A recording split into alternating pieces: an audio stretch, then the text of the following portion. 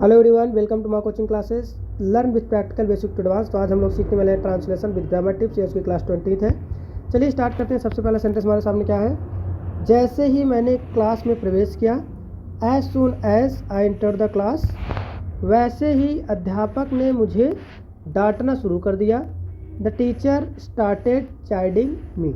ठीक है, तो जैसे ही मैंने क्लास में प्रवेश किया, as soon as I enter the class, वैसे ही अध्यापक ने मुझे डांटना शुरू कर दिया। The teacher started chiding me, rebuking me, या फिर आप कह सकते हैं स्कोल्डिंग मी, तो चाहे जो आप करो। ठीक है, अगर थोड़ी सी ग्रामर की बात करें तो यहाँ पर लिखा हुआ है जैसे ही, या फिर यहाँ पर लिखा है वैसे ही, जैसे ही, वैसे ही, ज्यों ही, त्यों ही।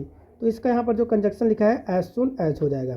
एज सून एज का मतलब है जैसे ही, वैसे ही, ज्यों ही, त्यों ही। क्लियर है? तो एज सून एज का ही केवल मतलब है जैसे ही, वैसे ही। ठीक है, मैंने क्लास में प्रवेश किया, मैंने क्लास में प्रवेश किया, तो ये पास्ट इंडेफिनिट टेंस है, इसलिए सब्जेक्ट के बाद क्या है? ये मेन वर्ब की second form of the verb I है। एज सून एज, जैसे ही, आई इंटर्ड, मैंने प्रवेश किया। ठीक है, द क्लास, क्लास में। ठीक है, तो यहाँ पर जो इंटर का मतलब होता है किसी स्थान में प्रवेश करना, किसी स्थान में अंदर घुसना। तो ठीक है, तो यहाँ पर इंटर के साथ प्रीपोजिशन इन का प्रयोग नहीं होता है। ठीक है, इसको याद रखना है। As soon as I enter the class, जैसे ही मैंने क्लास में प्रवेश किया, तो इंटर के साथ प्रीपोजिशन का प्रयोग नहीं होता है। फिर उसके बाद क्या है? वैसे ही, मैंने कहा एज सून एज में ही इसका मीनिंग है अध्यापक ने मुझे डांटना शुरू कर दिया। द टीचर स्टार्टेड, स्टार्टेड कर दिया क्या? चाइडिंग। ना, चाइडिंग का मतलब होता है डांटना या फटकारना या भला बुरा कहना। ठीक है, या फिर आप स्कोल्डिंग भी कह सकते हो, या फिर आप यहाँ पर रिब्यूकिंग भी लगा सकते हो। ठीक है, मी मतलब होता है मुझे। ठीक है, तो यहाँ पर ये जो देखो डांटना शुरू कर दिया, उसने क्या किया? मुझे डांटना शुरू कर दिया।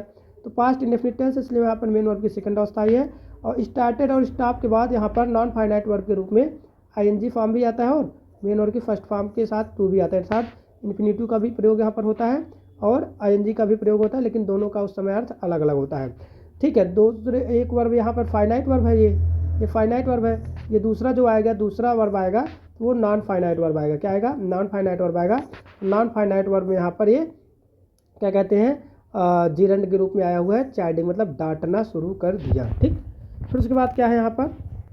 काश मैं फिर से बच्चा हो जाता। ठीक है, या काश मैं फिर से बच्चा बन पाता। ठीक है, काश का मतलब होता है I wish, I wish, I were, काश, I wish I were a child again, काश मैं फिर से बच्चा हो पाता या बन पाता। ठीक है, तो यहाँ पर जो है काश की इंग्लिश ग्रामर की बात करें थोड़ा सा। ठीक है, देखिए जो काश मैं फिर से बच्चा हो पाता, काश मैं फिर से बच्चा बन पाता, तो ये क्या है? काल्पनिक सेंटेंस है, इमेजिनरी सेंटेंस है। तो जो आप कल्पना कर रहे हैं, ठीक है, सब जैसे आप कह सकते हो इमेजिनरी सेंटेंस है या सपोजिशनल सेंटेंस है, इसमें आप कल्पना कर रहे हैं। ठीक है, तो कल्पना में क्या होता है? पहली बात, काश की जो मीनिंग हो जाएगी वो हो जाएगी आई विश। ठीक है, काश।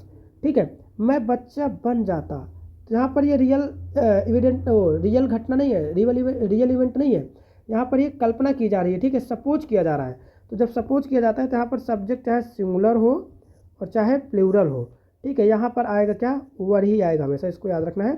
ठीक है, काश मैं दोबारा बच्चा बन पाता, काश मैं दोबारा बच्चा हो जाता। फिर उसके बाद क्या है सेंटेंस अगला?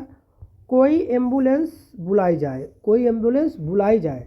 ठीक है, तो यहाँ पर क्या कह रहा है? कोई एम्बुलेंस बुलाई जाए, पैसिव वॉइस। ठीक है, एम्बुलेंस थोड़ी बुला रही है किसी को, एम्बुलेंस को बुलाई जाए, पैसिव वॉइस है, सब्जेक्ट पर खुद ही वर्क हो रहा है, तो पैसिव वॉइस होने के लिए। ठीक है, एम्बुलेंस बुलाओ, अगर कहता कि एम्बुलेंस बुलाओ तो आप क्या करते? सम्मन, क्या बोल रहे? एम्बुलेंस बुलाओ, इसका मतलब क्या हो जाएगा? सम्मन।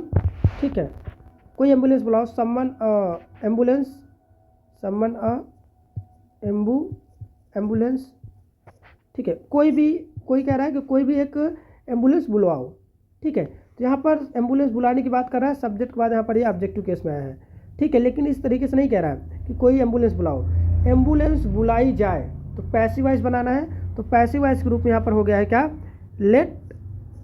ठीक है, आपको पता है कि इंपरेटिव सेंटेंस है ये, इंपरेटिव सेंटेंस का यहाँ पर पैसिव वॉइस के सेंस में आया हुआ है लेट, उसके बाद आएगा ऑब्जेक्ट, लेट एन एम्बुलेंस, उसके बाद आएगा बी, क्या आएगा? बी आएगा, उसके बाद आएगा मेन वर्ब की थर्ड फॉर्म। तो यहाँ पर क्या हो जाएगा? लेट एन एम्बुलेंस बी सम्मन्ड, ना एम्बुलेंस को बुलाई जाए, किसी एम्बुलेंस को बुलाई जाए।